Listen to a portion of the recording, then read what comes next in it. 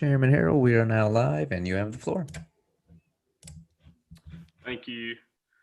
Good evening. I'd like to welcome everybody to the February 21 meeting of the Pitt County Board of Health. We will go ahead and call the meeting to order and start with roll call. Chairman Adam Harrell. Present. Vice Chair Tina Dixon. Present. Martha Engelke. Present. Rex Fleming. Present. Herbert Garrison. Present.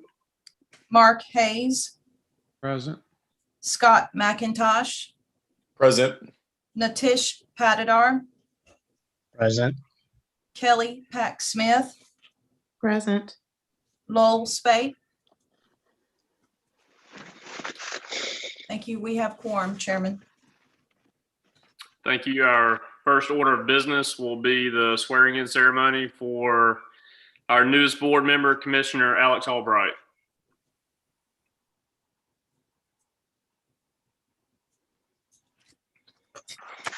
Okay, as a notary for the state of North Carolina, the following oath of office and virtual notary act is pursuant to Session Law 2020-3 and Session Law 2020-74, and is for Alex Albright, who I can identify as someone as personally known by me.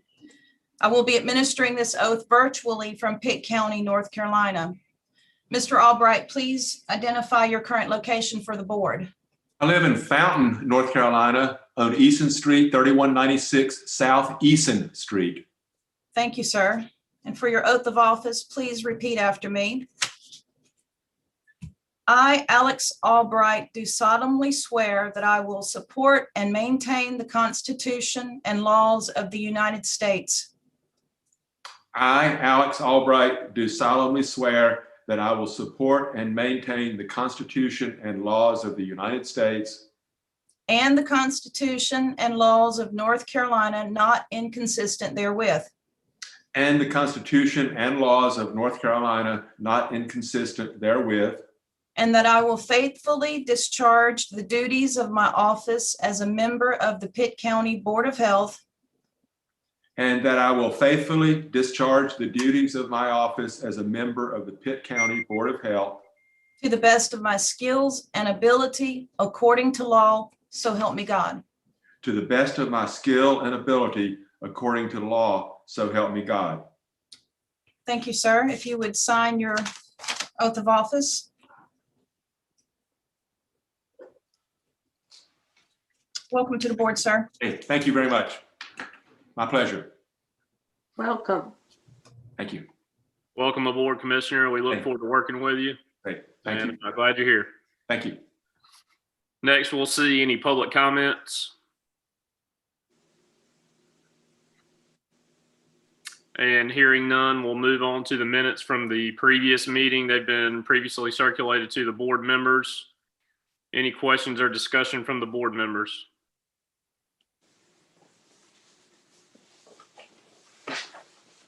All right, we'll look for a motion to approve Move approval. and a second. So move. Second. Any further discussion or any opposed?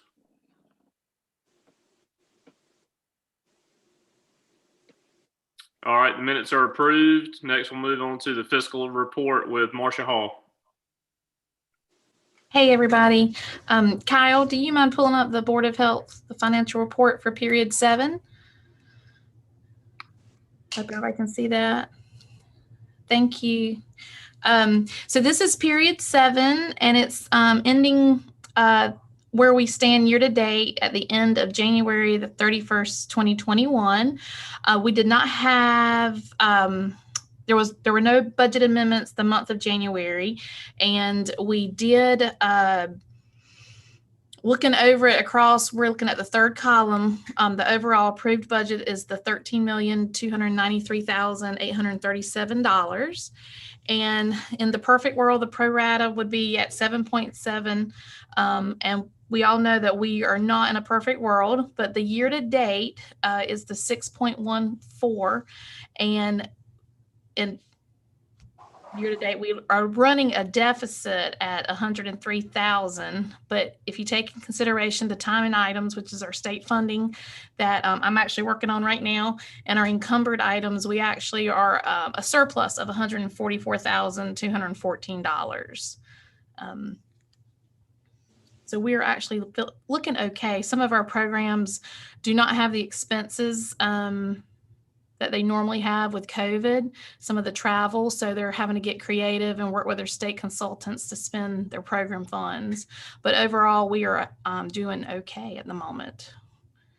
Are there any questions about this for me? We can move to the grant sheet also. That is the total grant. We have a balance of $260,667. We have the FDA grant. They gave the food and lodging employees that were awarded this grant an additional year to spend the funds because of COVID. And also Vidant in-home breastfeeding is working with us. We were able to reallocate these funds and preserve these dollars because there's a vacant position in WIC, in the WIC breastfeeding. So we were able to extend this funds for the next fiscal year. The WIC funds will go away. So we appreciate Vidant working with us and being a community partner.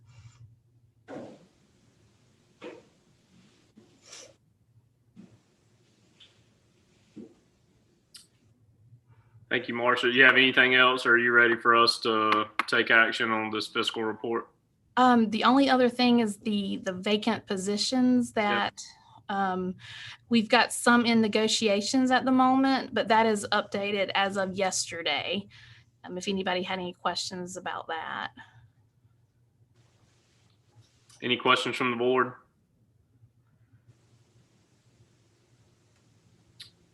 All right, seeing none, we'll look for motion to approve the fiscal report. So move. Second. Any further discussion or any opposed? All right, the fiscal report is approved. Thank you, Marsha. Do you have anything else? No, sir. We just got the AAs. We received those via email from the state for the first time this year. They usually get mailed in a big box. We'll be getting those out to the programs, and we are starting to work on budget, which is kind of hard to believe that we're back to that cycle. We've got some things coming up with the Medicaid transformation is back on the forefront. According to the state, they're going to start that back up as of July 1. So we've got to re-examine some of the contracts from the companies that were awarded that, the Medicaid transformation contract. As far as Dentrix go, the Dental Safari, that software is in place with hopefully all the bugs have been worked out. So we're excited about that. And it's just the public health, we're a very busy place. So we're all trying to hang on as much as possible. Awesome. Thank you, Marsha. Thank you. One item of old business we needed to make a decision on is our June 21 meeting. There's a conflict with the 8th, which would be our normal date. I know Betsy gave us the 15th as an option. I will not be available for that. You guys are welcome to meet that day, or we can look at another date. Either is fine with me. What do you guys think? Yeah.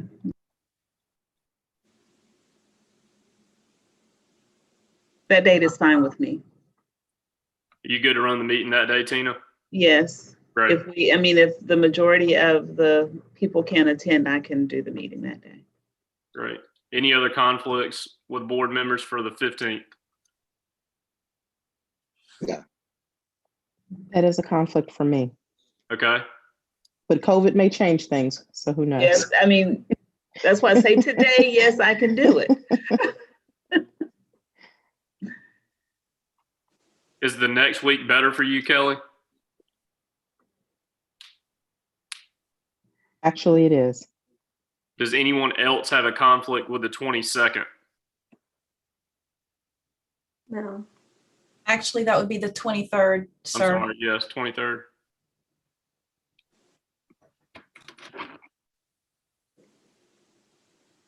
That works for me. 22nd is that Tuesday, Betsy, correct? The 23rd is a Tuesday. No, the 20. I'm sorry, I apologize. Yeah. Yes, the 20, Second.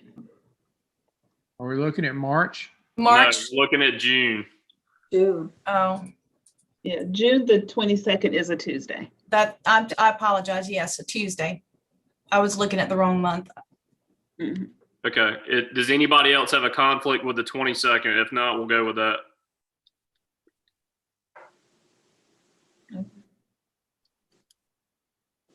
All right, Betsy, let's set it up for the 22nd.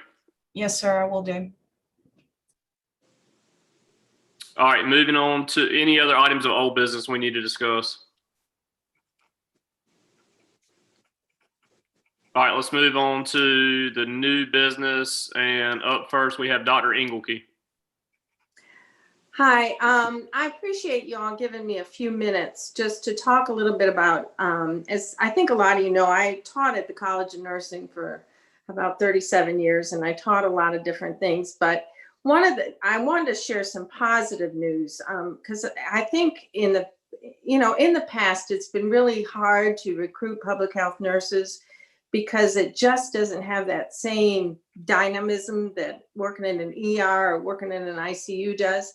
But I've had lots of contact with people and nurses in the community recently who've they're participating in testing, they're participating in vaccinations, and there's a real, I think, sense of positiveness among nurses about public health nursing right now. And given that we have this chronic shortage of positions, and I'm just wanted to throw out, I didn't know exactly, I don't want to presume that it's my responsibility to solve it, but I wondered if we as a board, if there's something we can do to either ask for help with recruiting and retaining nurses, because I think this is really unique that public health nursing is at the forefront.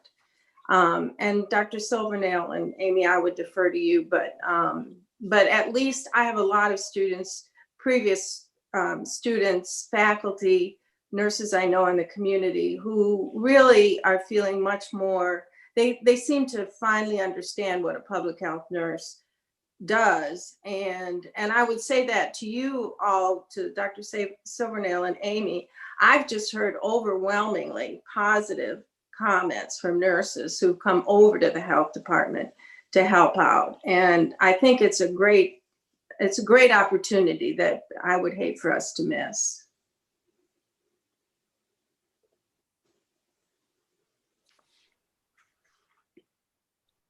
Martha, did you have something specific in mind that we might could do? Yeah, I did wonder, but I want to defer to Dr.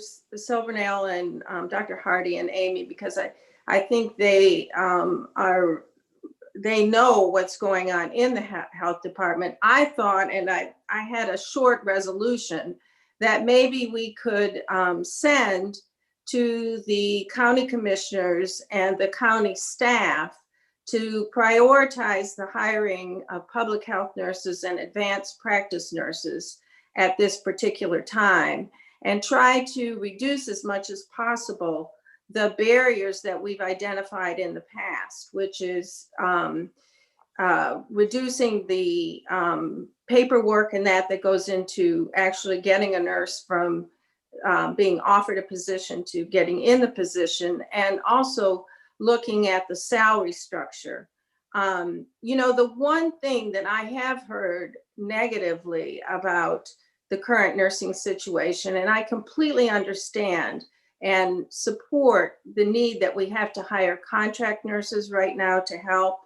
But long term, we've seen that in a lot of places with nurses, that it becomes demoralizing when you're orienting and supervising someone who's making more money than you. And I realize that doesn't take in all the benefits and things, but I just think that, so perhaps something like that, a resolution to the county government and the county commissioners to work with Dr. Silvernail and Amy and Dr. Hardy in particular, who hires for those positions, to try to expedite and to maybe develop some new marketing strategies for these positions.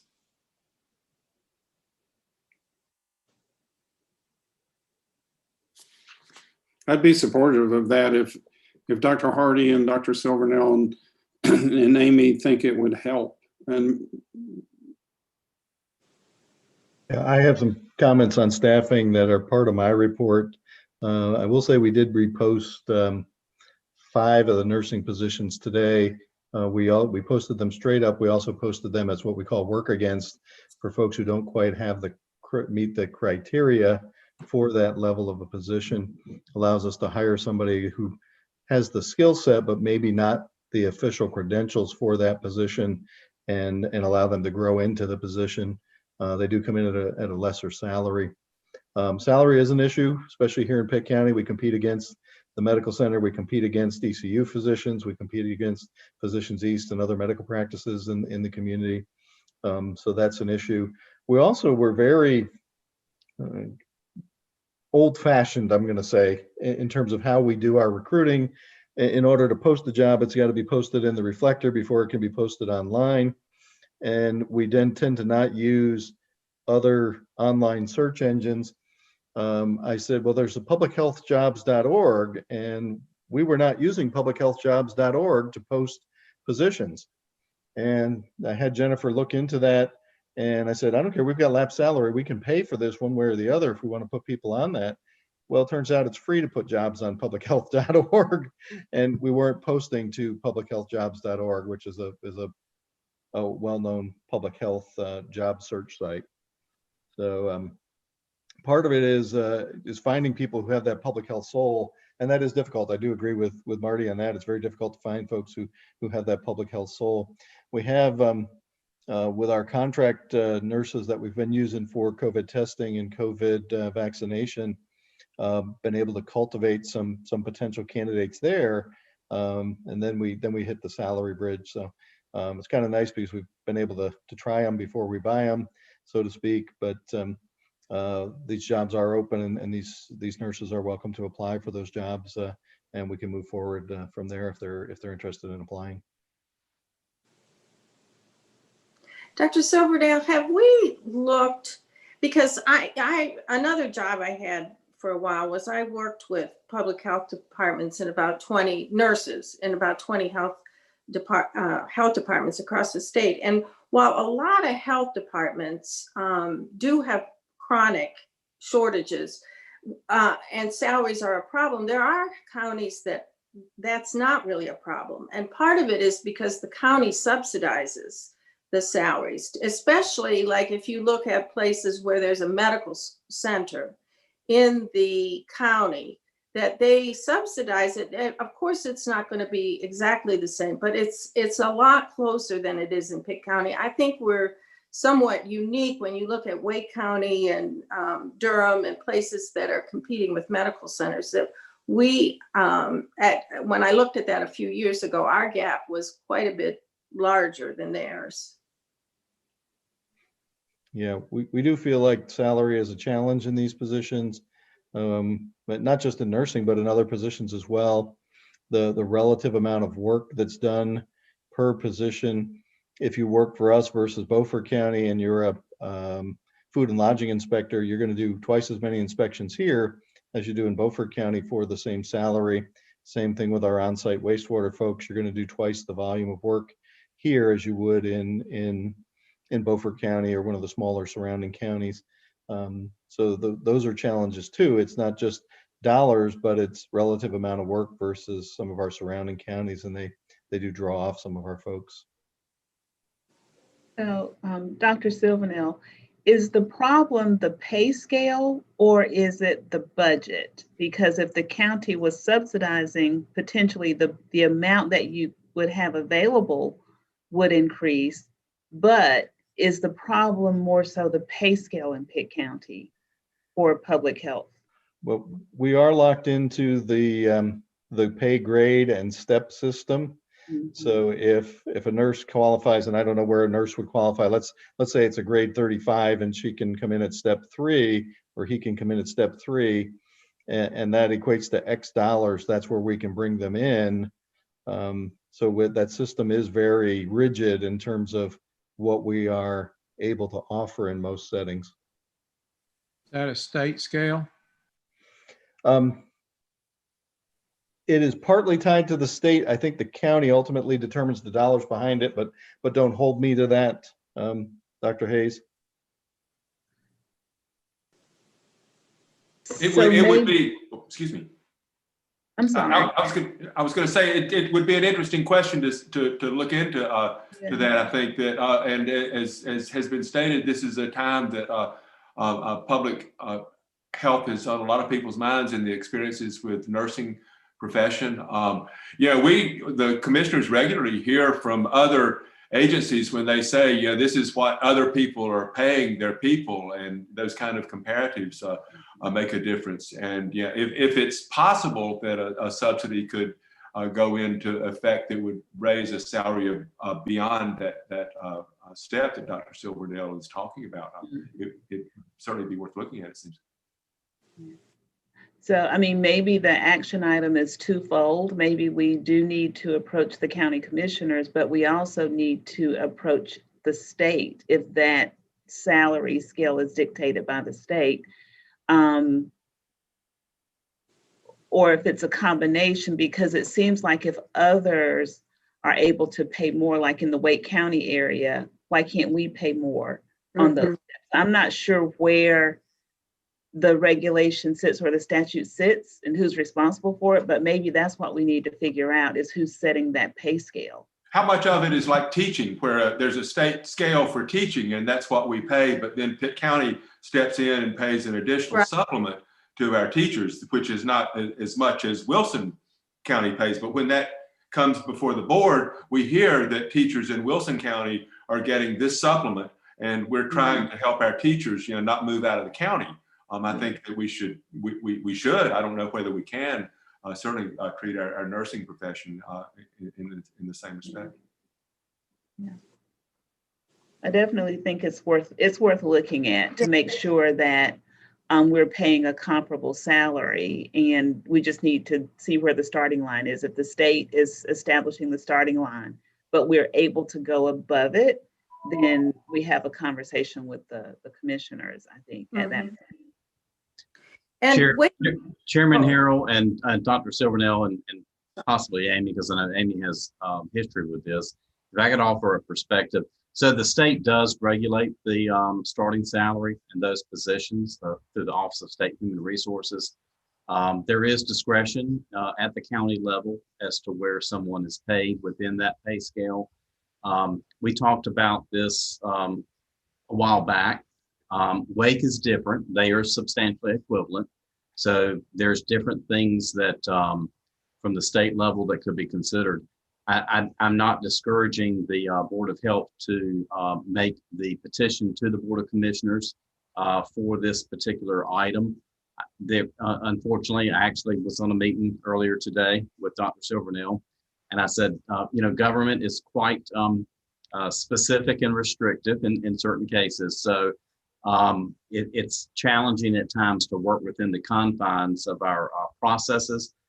So again, my comments are not meant to be discouraging, but there are parameters that we do have to operate within.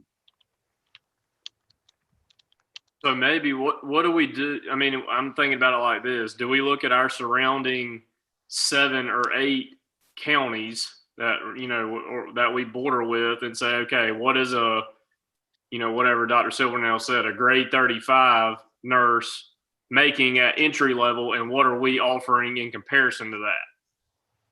I feel like if we take it to the county commissioners, we need to have some information and some weight behind it outside of, oh, we need more money. Mm-hmm.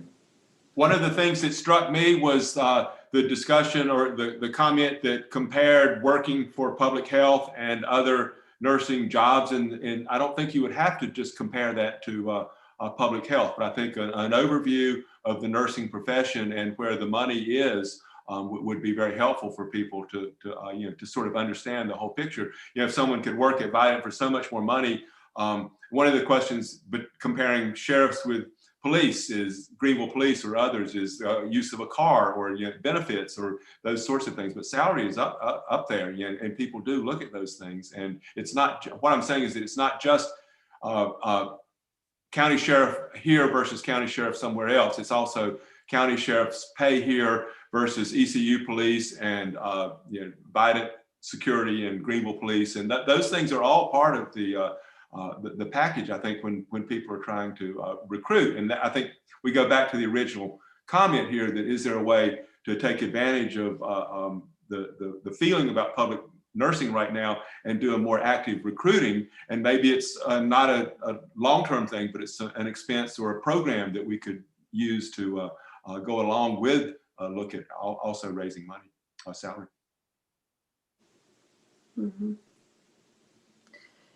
And I would just say, I was a head nurse a lot of years ago, and salary wasn't such a big deal because a lot of nurses were supplementing income, but that's not the face of nursing right now. The nurse is often the breadwinner in the family. So it's not, it's not just, I'd love to be a public health nurse. It's financially impossible. And I would guess, Mr. Taylor, maybe you could answer this, but one of the projects that I worked on was in Wake County with school nurses who worked for the county. They were directly across the street from Wake Med, and they had no nursing shortage. And it was because they basically had pretty comparable salaries to what were offered to pediatric nurses at Wake Med. So I guess that's the part that I don't completely understand, is how can some counties make up that difference? And we don't seem to be able to do that here. So I think part of that is the substantial equivalency, which you file with the state to be that. The challenge in that is that it's not only public health, but Department of Social Services. So they govern both of those departments at the state Office of Human Resources. And you're right, it depends on who the nurse works for. Are they a nurse that works for public health, or are they a nurse for the school system? School system does have some additional latitude than county government. Unfortunately, both municipalities and county governments are subdivisions of the state. So we have to operate within their confines unless we apply to do something different. And again, my comments are not suggested that we don't explore that. That's the current parameters that we're operating under. Adam. So I think Dr. Engelke makes a great point about how the pandemic has put a bright light on the value of public health nurses and public health nursing. And I'm wondering if we can't solve this thing tonight, but I wonder if maybe we could ask Dr. Silvernail and his team to bring us back a recommendation on how we could best advocate for public health nurses here in Pitt County so that we somehow get them upgraded, which will make it easier to recruit, et cetera. Sure, I think that's reasonable. Any other discussion? I guess do we need to take action on this for Dr. Silvernail and the health department to bring something back in March? One thing I might add, if Chairman Harrell and Dr. Silvernail mentioned this earlier, while obviously nursing is a primary focus, there could be other positions within the Department of Public Health that need other consideration as well. So I would suggest that we look at the whole department and not just focus in on nursing. And I'll defer to Dr. Silvernail if he has other thoughts. Yeah, I would agree with that. It's been some time, as I understand, since a true market analysis was done for public health salaries, and it's probably overdue to do that. I think we need to do that in conjunction with Ms. Hardy and County HR to look at those. And I agree, we need to not just look at other public health departments, but to look at at private medical institutions, not-for-profit medical institutions, and see what the salaries are there if you're going to try to make a salary that's competitive. We are, as Mike said, we're subject to Office of State Personnel, OSP, or Office of State Human Resources. You all talked about being substantially equivalent back before I was here a couple of years ago. And one of the things that you would lose is the structure of your Board of Health. As you have it now, it would be a combined Human Services Board that would oversee both the Health Department and the Department of Social Services. And we would lose the structure of our Board of Health, which I think would be detrimental to the community. I think we really, there's pluses and minuses to everything, but having a Board of Health with the constituency that it has, the composition that it has, is helpful to the health director and to the department to have, experts in fields on the Board of Health to help with the regulation and oversight of the health department. So that would be one of the. I think what I'm hearing is, or actually, I got a question, and this is what I'm hearing: is a month enough time for us to investigate a market analysis for what we're asking the county commissioners to do? Probably not, Dr. Harrell. I would think that's going to take 60 days to 90 days to complete something like that, especially in the midst of this little fist fight we're in called COVID. So I would say if you give us 30 days, we will do the best we can. I would think that 60 or 90 days might be more appropriate to try to get that done. And I know that gets past budget season, but or it gets us well into budget season anyways.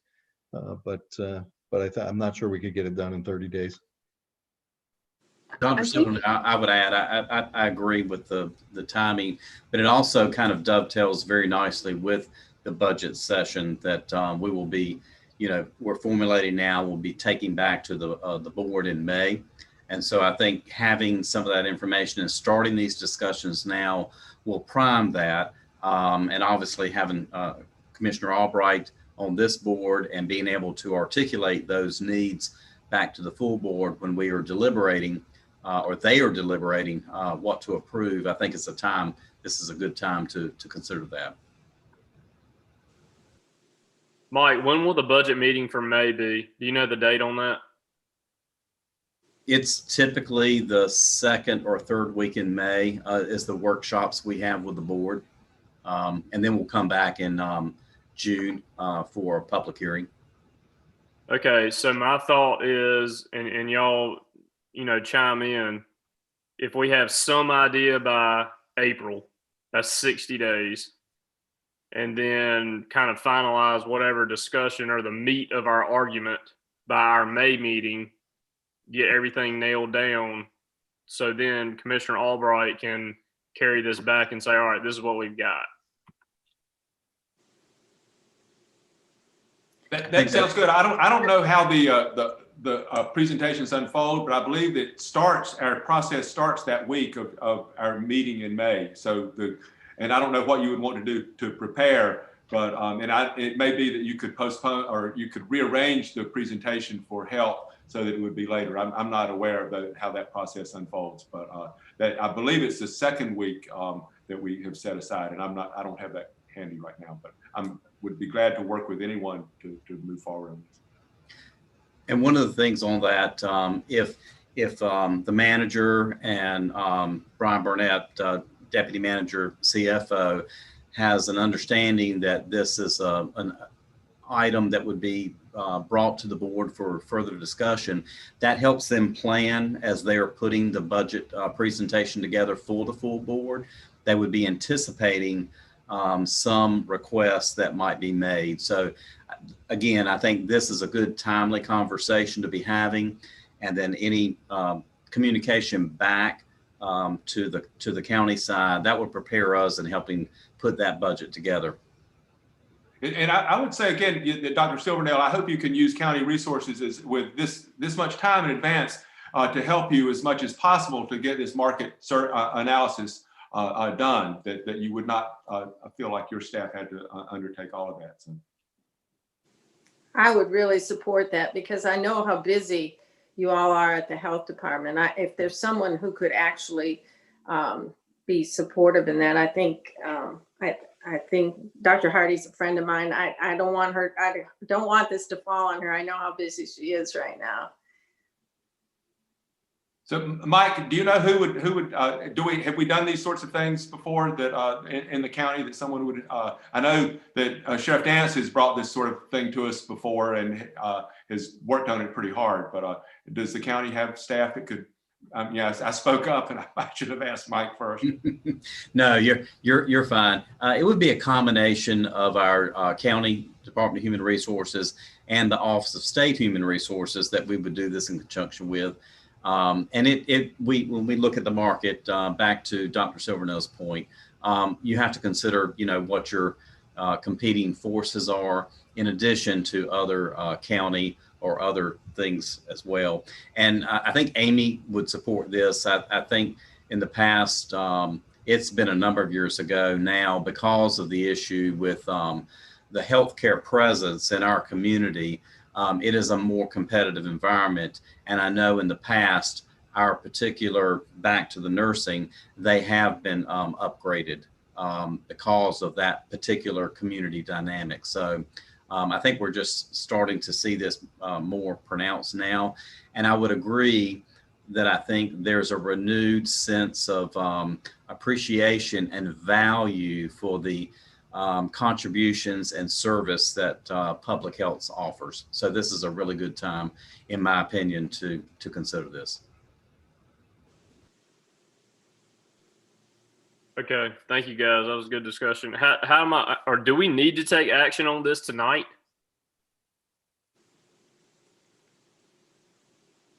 My personal opinion is I think through this discussion that it's clear that perhaps Dr. Silvernail could just communicate this discussion back to the county manager as a concern from the Board of Public Health, and then start to formulate some kind of action plan from that. Okay. And I would defer if Dr. Silvernail feels comfortable with that. Yeah, thanks, Mike. I'm fine with that. I don't know that I need a resolution or anything from the board to do that. If the board is supportive of us seeking a market analysis and looking at our pay scale across the department, I could bring that to Scott's attention and begin that. Mike, is it not? It's true that the county generally does this on a regular rotating basis for all the areas, all the departments, and I would guess that there's a point where this might have been done for the public health, but it seems like this is a discussion that comes up, and we're on a sort of a cycle like buying new vehicles that we evaluate the market in across a certain department. It might be that public health is already in line for this. If we could suggest that public health needs to be moved up in that process. That's a good question, Commissioner Albright. Because the Department of Social Services and Public Health are governed or overseen by the Office of State Human Resources, unless a particular classification or class of job specifications are brought to their attention, the county typically looks at those positions that are not under the guidance of Office of State Human Resources for that job market analysis, because they are dependent upon what the Office of State Human Resources does. So I'm not sure, back to Dr. Silvernail's point earlier, that these classifications have been particularly evaluated unless like a one-off has been brought to someone's attention.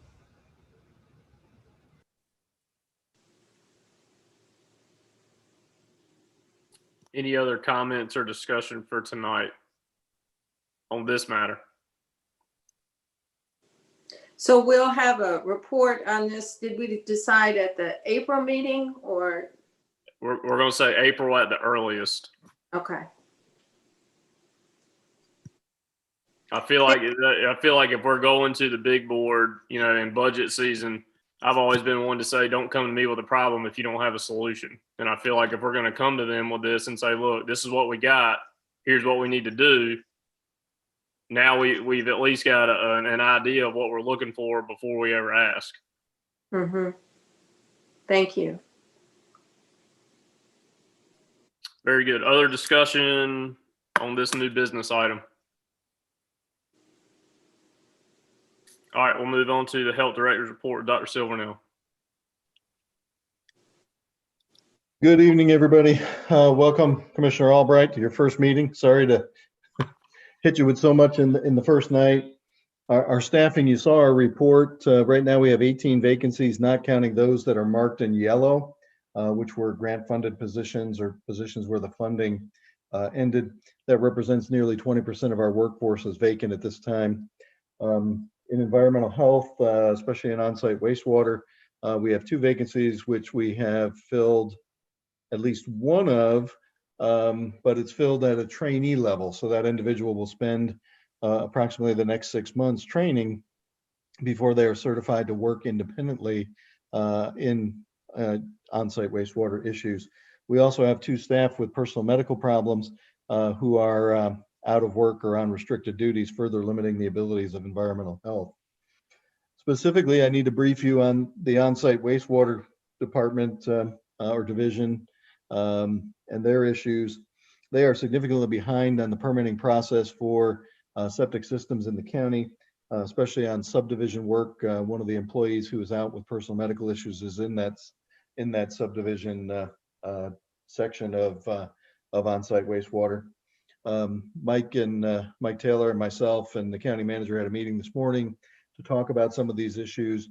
We are looking to find a contractor or contractors to help us catch up on this work and get the backlog caught up. But this will likely, pardon the impression, bubble up like a failing septic system sooner or later, because there are a number of developers that are waiting permitting issues that are behind. So this is out there and percolating, and we are working to get some contractors to help us resolve some of that backlog work and get caught up. And I think we've talked about staffing probably enough for tonight, but I did want you to be aware of the on-site issue. I'm going to go ahead and move on and talk about COVID with you. What is that? Should see this. This looks very similar to the report I gave the commissioners last Monday night. I wanted to make sure that you had the same information as the commissioners did. First and most importantly, vaccine supply remains very limited. We are receiving very, very limited amounts of first doses right now. Vaccine demand is clearly greater than vaccine supply. If I got $1 for every phone call I get every day regarding when am I going to be eligible for vaccine, I could retire. There is significant demand out there, but the supply is inadequate to meet the demand at this time. We're also constrained by the state classification system. Right now, we are able to vaccinate group 1, which is healthcare workers of any kind, residents of long-term care facilities, and the staff of long-term care facilities, who would be healthcare workers for the most part. And then group 2 is open, which are any individual 65 years and older, regardless of any underlying condition. Group 3 are what we call essential workers, and group 3 is currently not eligible for vaccination per the state prioritization system. When North Carolina opened vaccination to individuals 75 and older, we had about 600 doses on hand, which were theoretically committed to healthcare workers in long-term care facilities for what then became 9,500 eligible 75-year-old individuals. When a few days later, when the state opened vaccination to those 65 and older, they added about 16,000 individuals in Pitt County to eligible vaccine candidates without a corresponding increase in vaccine supply.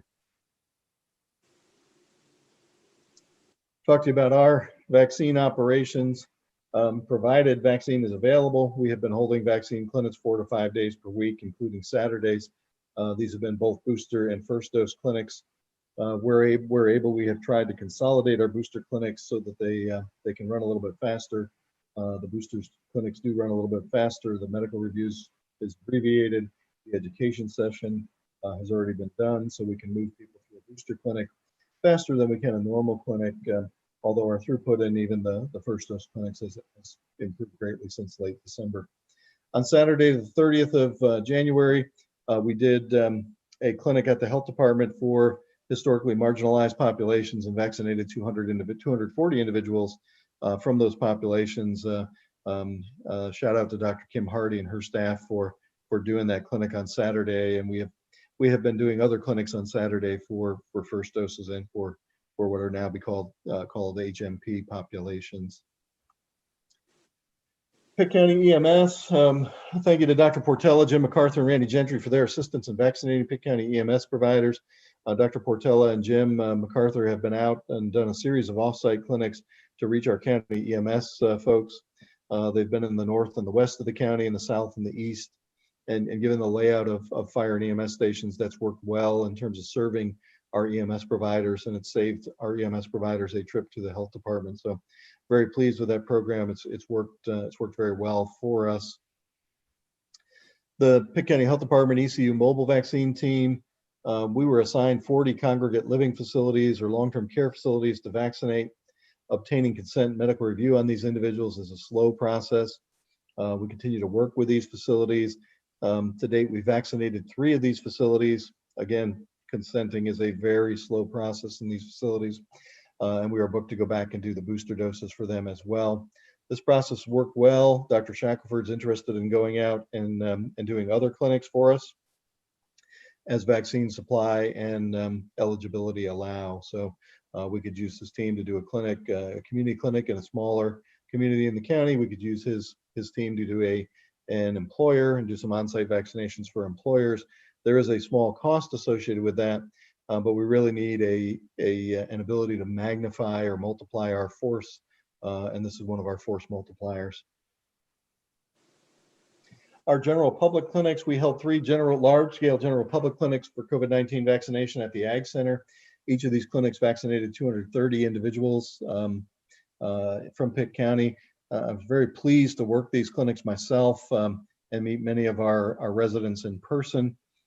These individuals were given appointments to receive their booster vaccines at the Ag Center on the day of their first shot, and those clinics began yesterday. We did our first booster clinic for the 65 and older group yesterday. Ran very, very well. We were done and cleared by 5:30, 5:45 last evening at the Ag Center, and people were very appreciative. The age group very thankful to get their vaccine and very pleased with how the operation ran. The Vidant Pitt County site at the convention center continues to operate. In general, Vidant Health has received greater amounts of vaccine than the health department. Both parties were seeking a larger venue in which to conduct vaccination. A series of weekly coordination calls began on Tuesday, December 29th between Vidant, the health department, ECU physicians, Physicians East. That grew. It's actually, Vidant has put a hold on that for now. They had been the coordinator of it. But a series of discussions began between myself and some representatives from Vidant, which ultimately led to the opening of the convention center as a mass vaccination site. Site went live on January 23rd as a soft opening. They booked about 300 or 400 folks, kind of ran them through just to test the machinery of the site. The official opening was on January 25th. The site has a capacity of more than 1,000 individuals per day. Some days they've done as many as 1,300 individuals. An increase in capacity was considered as part of the planning so that when the point where first doses and booster doses need to be given with a modest increase in vaccinators, that capacity could really be doubled and get into the high 2,000s to allow for both first and booster doses to be given. Site currently is providing mostly Pfizer vaccine, although I understand they have started to give some Moderna vaccine there as well. The site is expected to remain open through May of 2021. Site operates as vaccine is available, so you may hear some days that it is not operating. Hours of operation may vary due to vaccine availability. Last week they operated Thursday through Sunday, and again that was in response to changes in the state allocation process. Scheduling, individuals who pre-registered with the county, and we had over 9,000 individuals that pre-registered with Pitt County, have been called and scheduled for vaccination at the Greenville Convention Center. We have been unable to contact some individuals But we continue to try until everyone had been contacted and attempted, at least 3 attempts have been made to contact that individual. Some individuals self-scheduled through the Vidant Health platform once it opened. Moving forward, we will be integrating the platforms to create one scheduling system with multiple options to schedule that will include telephone through MyChart and an online registration form from the Vidant website. As of today, we had vaccinated at the health department more than 4,000 eligible individuals in Pitt County. Our weekly base allotment for the next 3 weeks is 200 first doses. So that doesn't go very far, as you can imagine. Booster allocations are supposedly going to match first dose allocations. It is becoming increasingly difficult to keep first and second doses separate. We're also finding that people don't always go back to the same site for their booster dose. So that is creating some havoc in terms of a dose probably just needs to be a dose and not a first or second dose. We do have the potential to request special event vaccine that has to be placed with the state. If we have a group that we want to vaccinate that's eligible, we can make a request to the state for vaccine to do that as a special event. And if the vaccine is available, they may grant us that request. As of today, we have not wasted any doses. Every available dose has ended up in an eligible recipient. And across the county, so far, we've given 28,388 first and second doses combined. So that's a pretty good number. Special concerns, Pitt County Sheriff's Office. We have Sheriff Dance has been rotating her deputies through some of the vaccine sites. If you work the vaccine site, you're eligible for vaccination as part of the vaccine site staff. So we've been able to pick off some of our road deputies, our mobile deputies, by getting them out to work vaccine clinics. Pitt County Schools, we still are struggling with this because school teachers and school staff are part of Group 3, which is technically not open for vaccination yet under the state prioritization system. There are also other law enforcement agencies that would be seeking vaccine as well. Transit providers, including Pitt Greenville Airport, would be in this group. They're also Group 3, and our non-EMS providing firefighters are all considered Group 3. At this time, the state has not approved Group 3 for vaccination and has not provided an anticipated timeline for when they may approve Group 3 for vaccination. CVMS, or the COVID vaccine management system, we've been struggling with this, as is almost every other vaccine provider. We did actually scan a number of our documents to the state, and the state did the data entry for us to help get us caught up. We are caught up at this point. Going forward, we're going to mirror what is done at the convention center, where we'll be working in Epic for scheduling and documentation of the vaccine. And then from Epic, we can generate a report of COVID vaccines given, and then that data has to be manually transferred, and I stress manually transferred, manually keyed into CVMS to make us compliant with the state vaccine administration rules. At one point, we were manually entering data into 3 different systems. We were putting data in CVMS, we were entering data into North Carolina Immunization Registry, and also into Epic, our electronic health record. The state assures me, and they've assured us as a group of health directors, that they will migrate data from CVMS to the North Carolina Immunization Registry, and that we will not need to do that manually. Our COVID-19 data, there is some good news out there. This is a look at where we were at the end of January. We were running about 112 cases, almost 113 cases a day. If you looked at this as a rate per 1,000 residents, we were at 8.5. That had come down a little bit by the end of January, but was still pretty high. In quieter times, we were about 3 cases per 1,000 residents in the county. Our recent high for a testing percentage had been 13.6, and on the 26th, we were at 10.8%, so down a little bit from our most recent high as a percentage of tests returning positive. Looking at last week, when I presented to the Board of Commissioners on last Monday night, we had come down at 101 cases per day. We were down to 7.7 cases per 1,000. Our percent positive was at 9.9, again, down from that recent high of 13.6. And then here's today's data. We are down, we've had 1,411 cases over the last 14 days. That's 100.8 cases per day. So we continue to decline in our cases per day. Cases per thousand, we're at 7.6. So still higher than we were in quieter COVID times, but decreasing. We've had 16,233 cases to date. That represents about 8.8% of the Pitt County population. We would estimate of those 16,000 plus cases that 14,750 cases are meet the definition of recovery from the standpoint of having cleared the virus. And that represents about 90.9% or 91% of our cases would be considered recovered. Our death toll at this point is 72. And again, while 72 lost lives is nothing to be happy about, predictions would have suggested that that number would have been far greater than 72. So that number is not as bad as we had initially thought it might be. And I'm happy to report that our case fatality rate today has dropped to a new low. We've extended the bottom of the range down to 0.4 now. Our case fatality rate is 0.4 unrounded, and it's 0.44. And now our range during the pandemic has been anywhere from 0.4, which it is now, to a high of 0.7. So we're at a new low in our case fatality rate. Our percentage of tests returning positive was down to 8.4% today.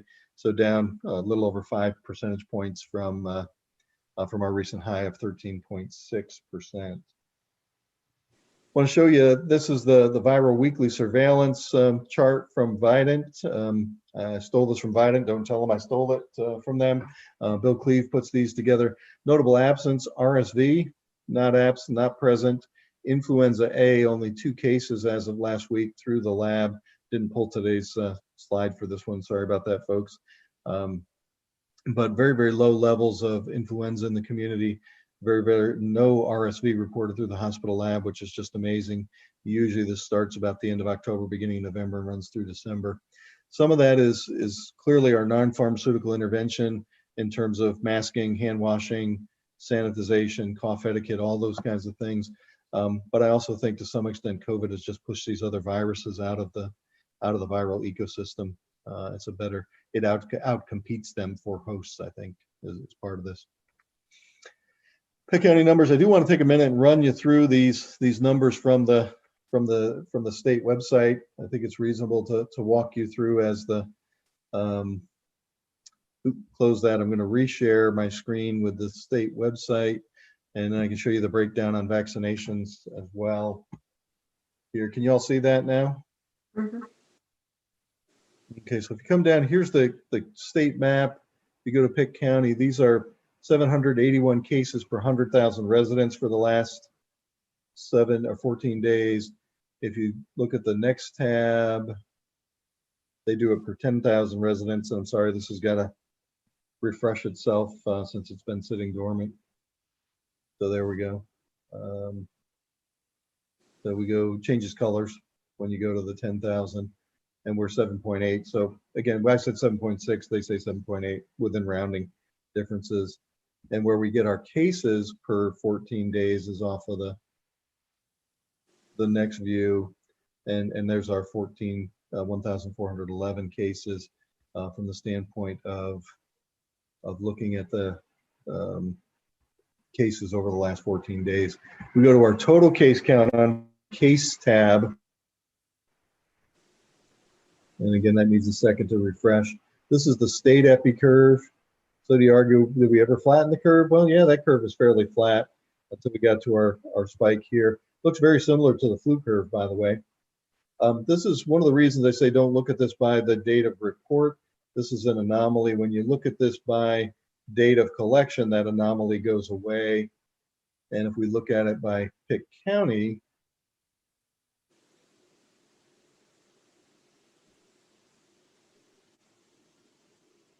here's our epi curve for the epidemic beginning last March. Coming through, this was a rehab center outbreak. This was through the summer with our testing program. This is the ECU spike of midsummer. And you can see around Halloween, really the end of this October, beginning of November, we began our climb to the peak here, which is in early January. And then we have tailed off since then. These are our deaths over time at the bottom. You can look at case demographics. This gives breakdown.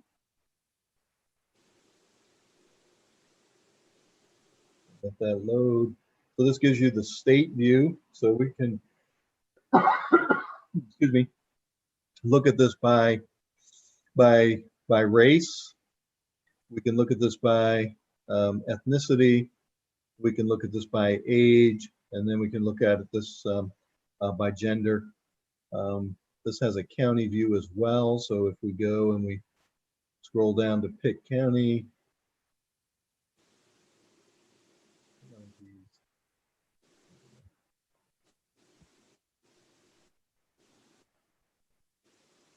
this will bring up, and again, you can see this is our epi curve just drawn by race. So this gives it by week, and you can look at the bars by week to see race by week of epidemic. The total cases are in the margin at the right. This is by ethnicity, Hispanic versus non-Hispanic. The blue is the non-Hispanic, so you can look at that by week. And then here's the totals for the course of the pandemic. Excuse me. Same thing. Next table is by age. So you can see here, this is where 75% of our, or 75 and older accounts for about 5% of our cases. It accounts for more than 50% of our deaths. If you did an age-adjusted death rate, would be very much greater in that 75 and older age group. Bulk of cases remain in that sort of young to middle-aged worker, the 25 to 49-year-old group. 36% of our total cases are in that age group. And then in Pitt County, women outnumber men by 12%, which is interesting. Women have been affected at a 12% greater rate than men have. Under testing, you can go to there's a map under testing will give you county by county. You touch the county, gives you the percentage of tests returning positive for that county. I do want to show you one last thing, the vaccinations here.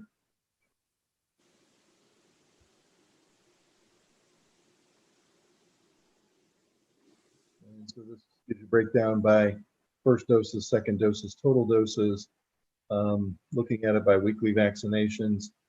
This is for the state, by race, by age. And then looking at the map, you can see we're actually one of the darker counties in the state with 28,388 total vaccinations given.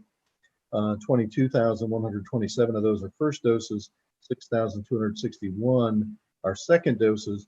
So right now, about 12%, a little over 12% of Pitt County residents have received their first dose of vaccine, and about 3.5% have received their second dose of vaccine. So on a county by county basis, we are one of the better performing counties in total.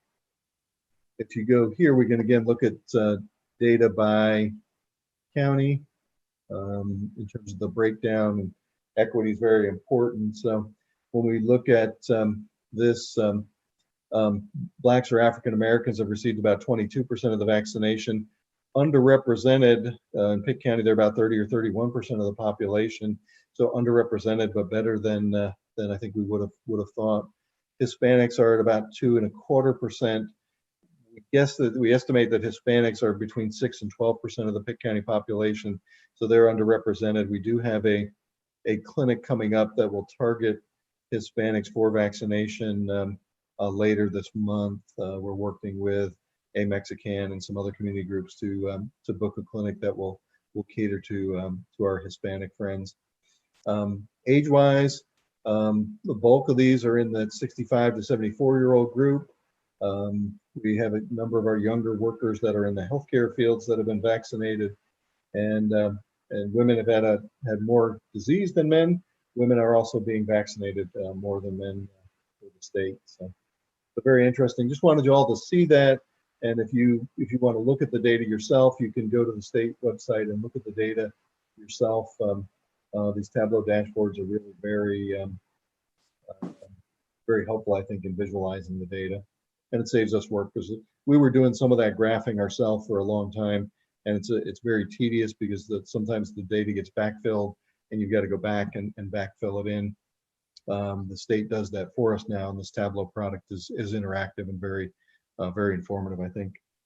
And that is the end of my report. I'm happy to take any questions the board has. Thank you, Dr. Silvernail. Any questions or comments from the board? Yes, I'd like a comment.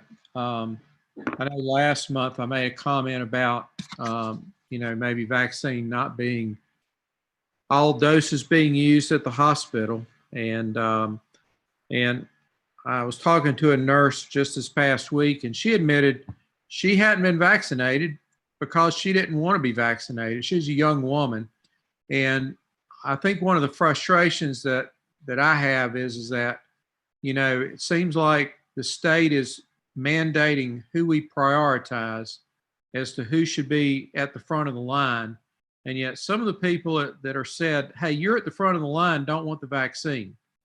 And then the other frustration I have is just with the state getting us the vaccine that we need so that we can get the shots in the arms. And I know people that have traveled 5 hours to go to another county to get vaccinated because I think they went up in the mountains where the population was lower and they were vaccinating people that were outside of group 1. And so as soon as the county fulfills their group 1, they can move to group 2. Well, it doesn't matter if you live in that county. If you know that the county is having a vaccine clinic and you're eligible under their standards, then you can go and get vaccinated in that county. Some people have driven up to Edgecombe County to get vaccinated. And so it's a little frustrating that the state is trying to control this thing so rigidly, and so people are trying their best to get vaccinated. And I'm not blaming anyone here locally because I don't think this is a local problem.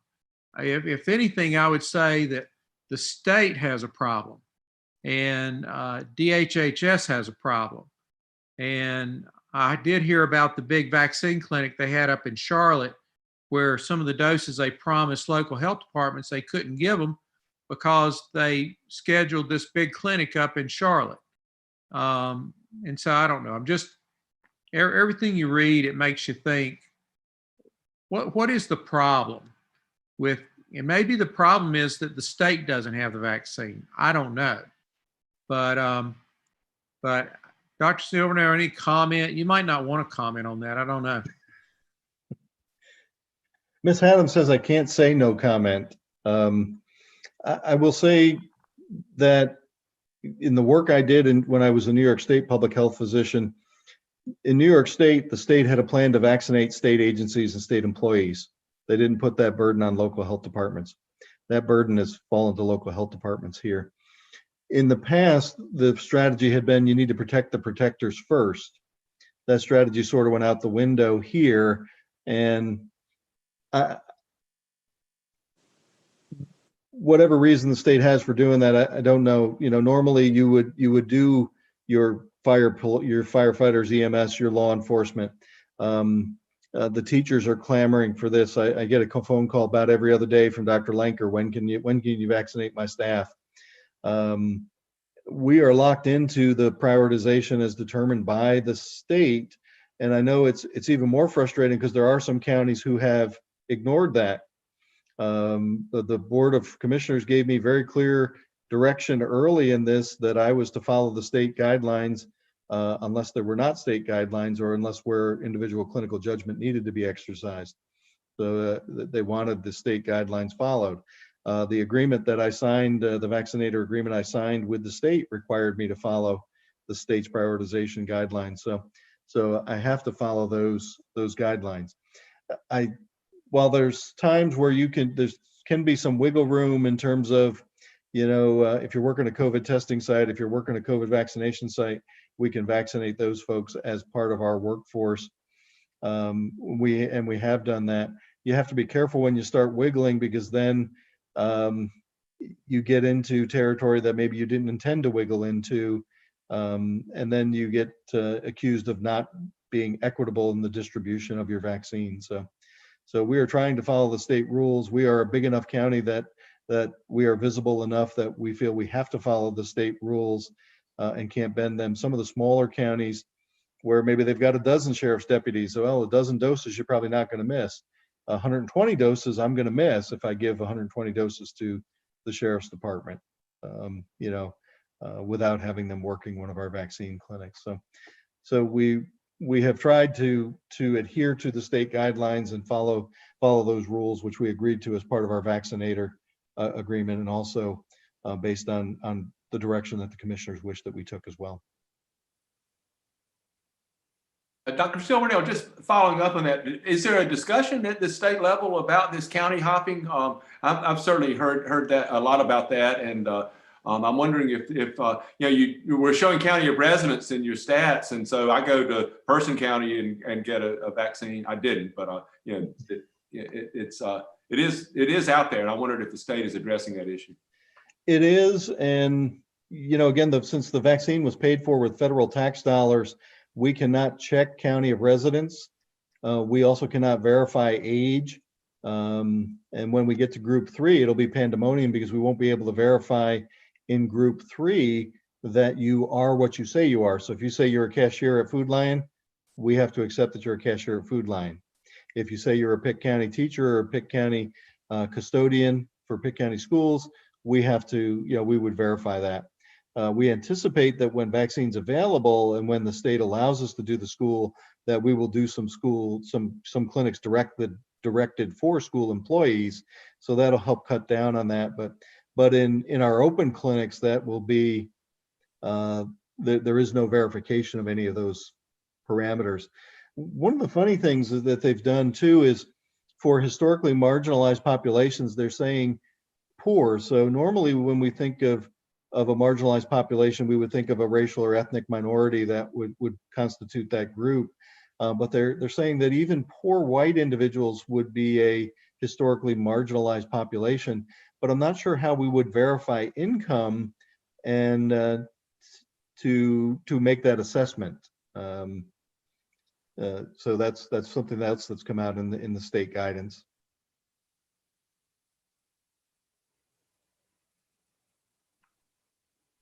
To follow up on Dr. Hayes, I think the issue is, from what I've read, is yes, the number of vaccine available is not being given to the state to then be dispersed to the counties. And yeah, they're giving us guidance, but then they're not giving us the tools to do what they're asking us to do, in short.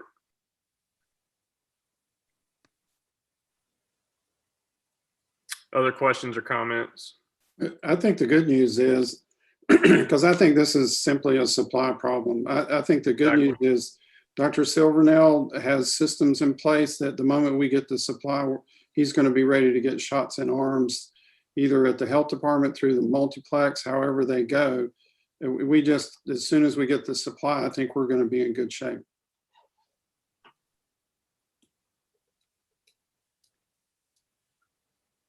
Chairman Harrell? Yes. I did have my hand raised. I apologize. I'll just jump in. Yep, go ahead, Kelly.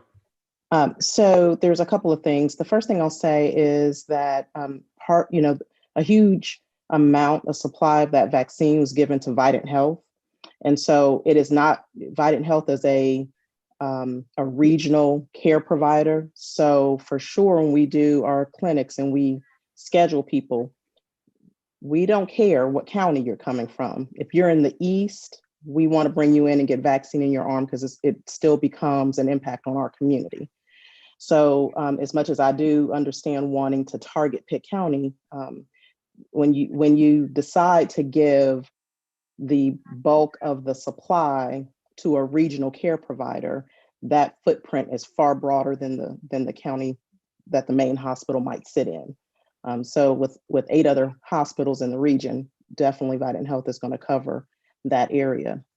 Dr. Silvernail, I did want to go back to something that you mentioned, the weekly touch points with the community partners that you talked about earlier. Is that something you feel like we need to reconvene that group for you to have a forum to be updated on information. The vaccine call, you mean, Kelly? Yes. Mhm. I was kind of surprised that Dr. Armistead canceled it, to be honest with you, but it might be appropriate for us to get together maybe once a month, maybe not every week, but it might be reasonable to touch base maybe once a month and just make sure we're all on the same page. I'll be happy to take that back to Dr. Armistead. That's not a problem at all. The other thing I will share is that we know that the state is favoring areas where they are getting vaccine penetration into the African American, Latino, Latina, Latinx communities, because we know that those groups are disproportionately affected by COVID. So if we believe that there is a linkage between how well we're covering those marginalized groups with the potential supply that we might have coming in, then we need to make sure we're all working together to target those groups. I know that there is a very concerted effort on the Vidant Health end to target those groups and get those numbers up. So what we're starting to see now, and even though there's a bit of a lagging indicator there, what we're starting to see now is those numbers are going up with the number of appointments that are scheduled, those identifying as African American and Latinx, and then the weekly percentages of those being vaccinated. So we are very hopeful that by doing that and meeting the state's goals in those areas, that we'll continue to keep the flow and the supply of vaccine coming to the East. Because the last thing we want is for the state to have a reason not to send vaccine to the eastern part of the state because, whatever the goal is that we're not meeting. That's concerning just to hear that the state is using some sort of a metric to determine where they send vaccine. I mean, I don't know. I would have thought it would be like on a population basis that, well, we know that X number of people live in these areas, so we're going to send the vaccine proportionate to the people in those areas. But you say now that you feel like there is actually some decision making going on in Raleigh to determine where vaccine goes. And I mean, I don't know that I should be surprised at what Raleigh does, but nevertheless, that's a little concerning. Just that they are picking and choosing where vaccine goes. I mean, maybe that's not wrong, but it just surprises me they are doing that. Dr. Hayes, the only other thing I will mention since you've kind of re-engaged is I just checked with our project manager who runs our healthcare clinic, and we have not wasted any vaccine. I think I mentioned this the last board meeting that was brought up. And so I'm not sure who's reporting that, but we have a call list at the end of the day. If we think we're going to waste vaccine, we're getting people in there. We're dragging people out of the hallways. I've done it personally. Vaccine will not go to waste here. We have to get vaccine in arms. And at that point, if you're living and breathing and you want the vaccine and you're of age and can consent to it, we're making it happen. Well, that sounds great. Let me ask a question just while I'm with you. Is I know that Vidant requires the flu vaccine of all employees. Why would they not require this vaccine for all employees? I think first of all, it's a new vaccine, and so while we're still trying to help people be comfortable with the distrust that they have with vaccine safety, making it required is absolutely going to send us in the opposite direction. Making the flu vaccine required was based on years of, proven efficacy, and so people are a little more comfortable with it. Sure. I don't see that happening in the coming months where that's going to be a requirement. Just a question. I know that a lot of the young people I talk to, they don't want it, and I think they feel like they're not high enough at risk, and they're not sure about the vaccine, so they're willing to accept the risk of getting the disease versus the vaccine. But I'm sure everybody has their own decision making as far as where they're at on that spectrum. Just curious. Kelly, I've got a follow-up question for you. In Dr. Silvernell's report, where it broke down, the percentage of based on race that had been vaccinated. And our African American community was a few percentage points lower than what they are based on the population. You look at this history of distrust with, medical research and vaccinations and things like this within the African American community. What can we do to gain that trust to then say, okay, we're having these, these clinics. What can we do to get people signed up to be comfortable to get this done? I feel it's like a snowball. When you get a few people that are comfortable with it and they're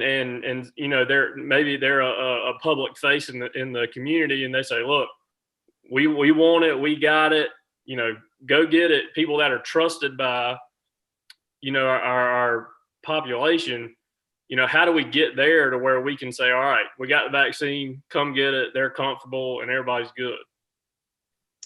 So great question. We know that vaccine hesitancy, what we've determined is that it's based on three things. The first one is distrust of healthcare community in general. The other one is concerns about the safety of the vaccine itself and side effects. And the third one is just access to it. So then when you start looking at it by age, the 65+ every one of those folks that I've spoken to are excited about getting the vaccine.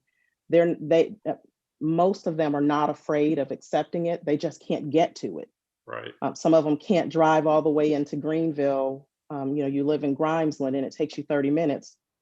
Sometimes it's hard. The bladders can't hold that long. So I have to travel all the way into Greenville. What we're seeing is that the younger population, those are the ones that tend to have concerns about the safety of the vaccine. And I think Dr. Hayes hit the nail on the head. They're worried about long-term impact for reproductive health and fertility. And I think the only way we can get at helping them through that is continuing to provide data and research and talking to the experts who are seeing the disease and helping them weigh the risk of getting the disease, whether if you're gonna get the disease, you're gonna be immune to the disease. You're either gonna get it or you're gonna be vaccinated. You're gonna be in one of those two buckets. At some point, you're gonna be in one of those two buckets. Do you take the chance of getting the disease and be pregnant or whatever else, or do you go ahead and get the vaccine? So part of it's just continued education. I will say that in our African American community, in our forums that we've been having, it helps for them to be able to see people that look like them at the clinic, people who are vaccinating them look like them. And so it's a level of comfort for them to know that they're not getting a vaccine that's different from everybody else. And believe it or not, there are people who think that. So it's just keeping open lines of communication. And that can't just be the health department and the hospital doing it. It has to be in your regular communications in your community when your patients come into the office, having those conversations with people. Sure. Thank you for that. Other questions or comments?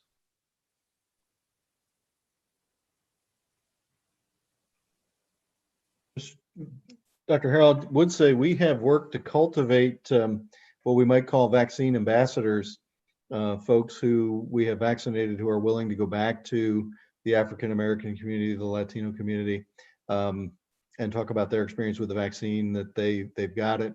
We have banked some footage, both still and moving pictures of that to create a media campaign with. But again, we don't want to advertise a vaccine that we can't give. And so the timing of that is crucial in terms of matching those ads to when we have the supply to make sure that we can then provide the vaccine to folks. We wouldn't want to make them want the vaccine more now and not be able to give them the vaccine. That's going to further increase the distrust in the system. So we are working to create folks who are ambassadors who will go back and talk to people in their community. And stress, I consider all of Pitt County my community. That I'm here to take care of everybody. And then we are banking images for a media campaign going forward as vaccine becomes more plentiful. Thank you, Dr. Silvernail. Other discussion?